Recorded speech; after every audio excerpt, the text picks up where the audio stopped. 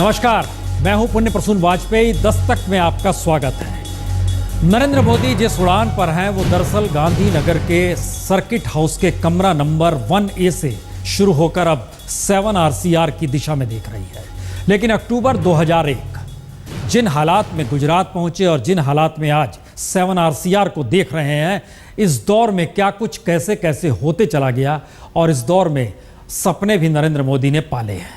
भाषणों के दौरान, रैलियों के दौरान, संवाद करते वक्त, इंटरव्यू के बीच में। आज चर्चा दरअसल इस 7वें आसमान पर नरेंद्र मोदी की होगी, जो वाकई एक ऐसी उड़ान की दिशा में बढ़ चले हैं जिसमें बार बार यह लग रहा है कि 7वें आसमान पर मोदी का यह रुख है क्यों। आज भाषण कई जगहों पर दिया, कई रैलियों के जरिए दिया, लेकिन एक हिस्सा पहले सुन लीजिए, उसके बाद जरा इस सफर पर निकलेंगे। 7वें आसमान पर मोदी क्यों है? क्या आप दिल्ली में ढीली ढाली सरकार चाहते हो? क्या आप दिल्ली में अस्पताल में पड़ी सरकार चाहते हो? क्या आप दिल्ली में रिमोट कंट्रोल से चलने वाली सरकार चाहते हो? भाइयों बहनों, अगर आपके भाग्य को बदलना है तो अब दिल्ली में एक मजबूत सरकार की जरूरत है। मजबूत सरकार कौन देगा? मजबूत सरकार कैसे बनेगी? मजबूत सरकार का मतलब शायद जनादेश होता है और जनादेश के लिए आपको 16 मई का इंतजार करना पड़ेगा। लेकिन आइए अब शुरुआत करते हैं। दरअसल नरेंद्र मोदी यहां तक पहुंचे कैसे? क्योंकि याद कीजिए 2001 दिल्ली में हुआ करते थे। कौन वो शख्स था जिसने दिल्ली से गुजरात का रास्ता दिखाया? वो कौन सी परिस्थितियां थी जिसमें नरेंद्र मोदी उड़ान भरते चले गए? वो कौन सी स्थितियां थी जिसमें गुजरात मॉडल सामने आता चला गया? तो आइए शुरुआत करते हैं संघ से, शुरुआती रिश्तों को लेकर।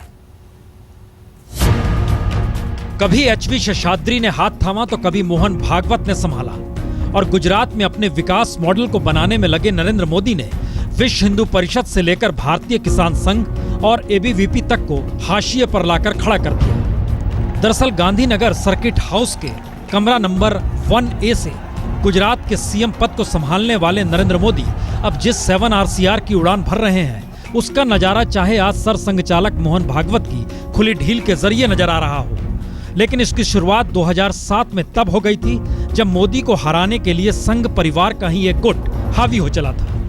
उस वक्त मोदी को और किसी ने नहीं बल्कि सोनिया गांधी ने मौत के सौदागर वाले बयान से राजनीतिक ऑक्सीजन दे दिया था। गुजरात की सरकार चलाने वाले झूठे, बेईमानी, डर और मौत के सौदागर। जी, सोनिया गांधी ने 2007 के चुनाव प्रचार में जैसे ही मौत के सौदागर के तौर पर मोदी को रखा, वैसे ही मोदी न सिर्फ कट्टर हिंदूवादी और हिंदू आइकॉन के तौर पर RSS की निगाहों में चढ़ गए, बल्कि राजनीतिक तौर पर भी मोदी को जबरदस्त जीत मिल गई। असल में मोदी को राजनीतिक उड़ान देने की शुरुआत भी बीजेपी और संघ से खट्टे मिट्टे रिश्तों से ही हुई है, जो बेहद दिलचस्प है। इन खट्टे मिट्टे रिश्तों के मद्देनजर शुरुआत कहां से की जाए? आइए जरा हम आपको लिए चलते हैं 2001 में। प्रमोद महाजन ने नरेंद्र मोदी को राष्ट्रीय राजनीति से दूर करने के लिए गुजरात भिजवाया था। उस समय की पहली बिसात यही थी। गोधरा की घटना झटके में घटी और संघ परिवार की नजर में नरेंद्र मोदी चढ़ गए। सुदर्शन हुआ करते थे सरसंघ चालक, वो लगातार दिल्ली से संपर्क में थे। किन स्थितियों में कैसे वहां पर प्रतिक्रिया हो रही है? 2002 में वाजपेयी ने अयोध्या समाधान के रास्ते में विश्व हिंदू परिषद को झटका इसलिए लगा था क्योंकि वाजपेयी उस वक्त सुप्रीम कोर्ट के जरिए एडवोकेट घाटके से लेकर एक पूरी टीम जो काम कर रही थी, लेकिन झटका लग गया। जो जमीन थी पास में वह भी छिन गई अयोध्या में। संघ परेशान था। 2004 में संघ परिवार ने चुनाव से खुद को बिल्कुल अलग कर लिया था। कोई स्वयंसेवक 2004 के चुनाव में नहीं आया था। इंडिया शाइनिंग तो दूर की गोटी है, कोई साथ खड़ा ही नहीं हुआ था, क्योंकि तमाम वादे जो किए गए थे वाजपेयी अडवाणी के जरिए सत्ता में आने से पहले, वो इस दौर में धूमिल चले थे और फिर झटका भी लग चुका था। HV शेषाद्री ने इसी वक्त नरेंद्र मोदी का साथ भी दिया था और उस दौर में विकास मॉडल के तौर पर गुजरात को बनाने की एक सोच दी थी कि गुजरात को आप किस रूप में रखेंगे। ये इसलिए महत्वपूर्ण है क्योंकि कोई भी प्रचारक अगर संविधान की शपथ लेता है, सीएम बनता है। जिस समय प्रमोद महाजन ने उस वक्त शुरू में कहा था कि इन्हें गुजरात जाना चाहिए, तो सीएम पद की शपथ लेनी थी। नरेंद्र मोदी प्रचारक थे, संघ से इजाजत की जरूरत थी, संघ ने इजाजत दी थी। अगली कहानी कहां से शुरू होती है? उससे पहले इस दौर में नरेंद्र मोदी ने देश को भी सपने दिखाए हैं और खुद उस सपने को पूरा करने की दिशा में भी निकल चुके हैं। 3 सपने पहले महत्वपूर्ण कौन से हैं? दिल्ली में सरकार तो बनने वाली है, पक्का है। इस बार दिल्ली में जो सरकार बनेगी वो 300 से भी ज्यादा सीटें जीत करके बनेगी भाई। यहां के जनप्रतिनिधि आपका जितना जानते होंगे, भविष्य का प्रधानमंत्री उससे ज्यादा आपको जानता होगा। दरअसल नरेंद्र मोदी सरोकार बनाने की कोशिश भी कर रहे हैं और देश में जितनी ज्यादा सभाओं में घूम रहे हैं, इस तरह की स्थिति देश के इतिहास में इससे पहले कभी नहीं हुई। वीपी भी नहीं घूम पाए थे इस रूप में, जेपी भी नहीं घूम पाए थे, लेकिन नरेंद्र मोदी घूम रहे हैं। संघ परिवार समझ रहा है कि पहली बार उसे एक ऐसी स्थिति मिली है जिसमें राजनीतिक तौर पर सक्रियता संघ की भी हो सकती है। लेकिन सवाल अभी का नहीं, पहले का है, जिस उड़ान तक पहुंचने से पहले की वो कौन सी बिसात थी। आइए दोबारा उस स्थिति में लिए चलते हैं जिस वक्त संघ के भीतर का एक गुट 2007 में चाहता था मोदी नहीं जीते, वही गुट जो 2004 में वाजपेयी को हराना भी चाहता था और यह भी सोचता था कि मोह भंग हो चला है बीजेपी से। क्या हुआ था इस दौर में?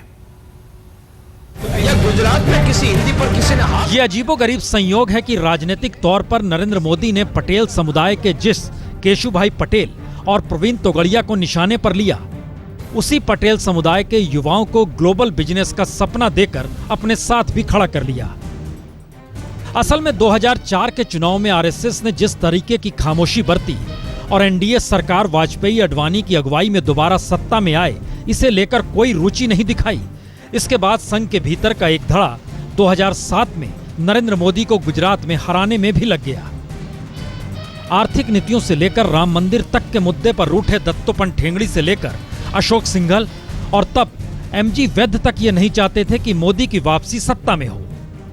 लेकिन पहले शेषाद्री और उसके बाद 2007 में सर कार्यवाहक मोहन भागवत ने ही नरेंद्र मोदी को संभाला।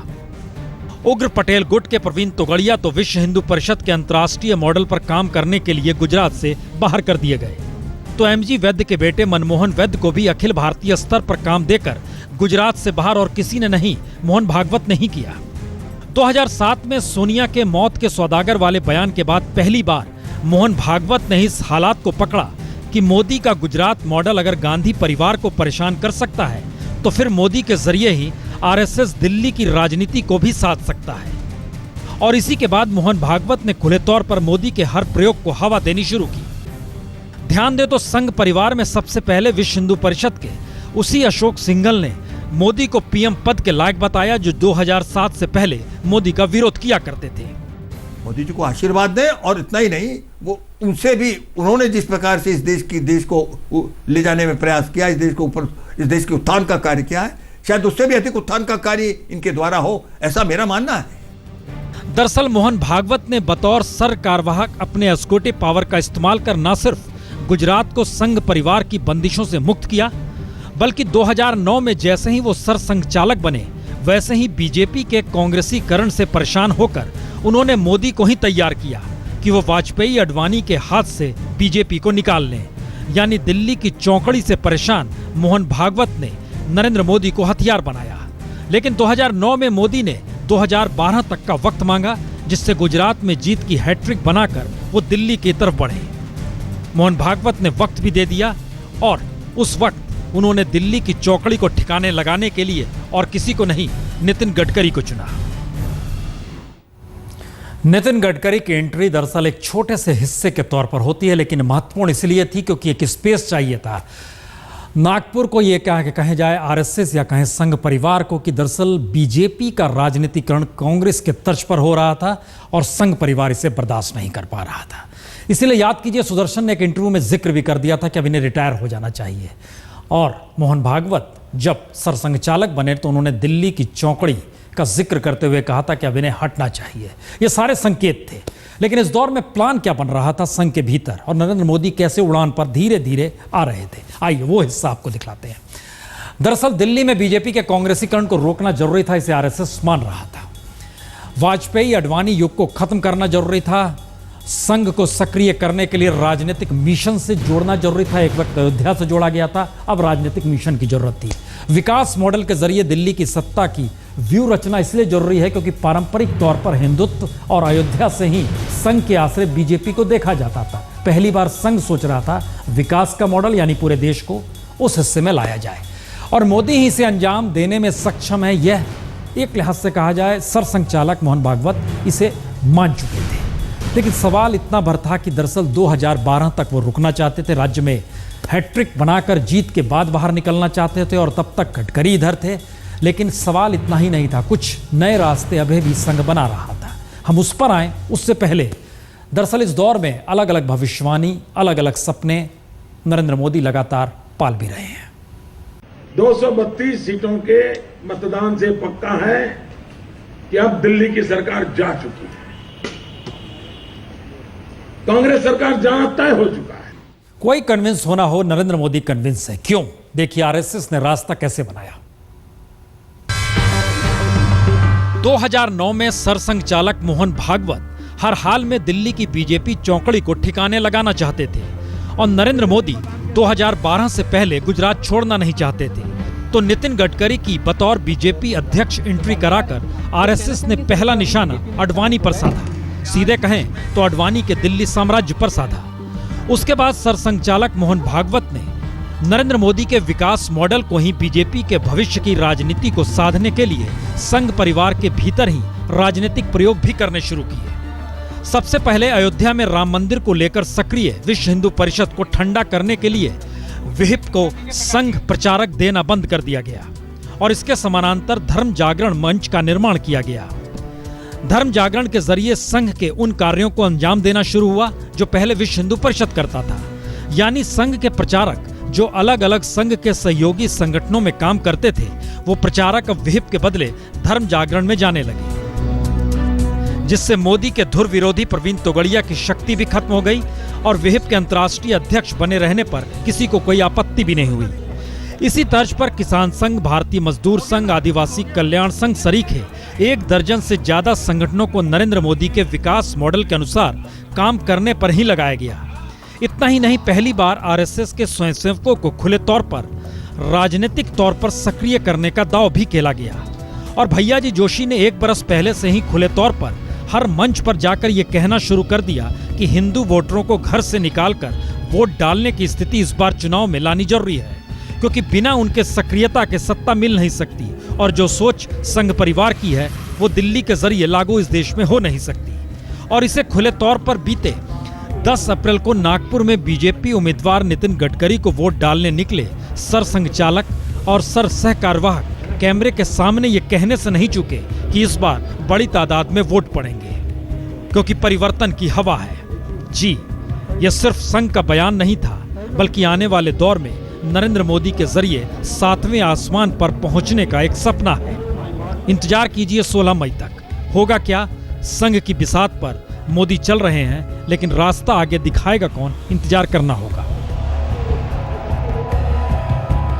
सारा देश परिवर्तन चाहता है, और हमें विश्वास है कि इस चुनाव के बाद जनता की अपेक्षा के अनुसार परिवर्तन होकर रहेगा, सब विश्वास है।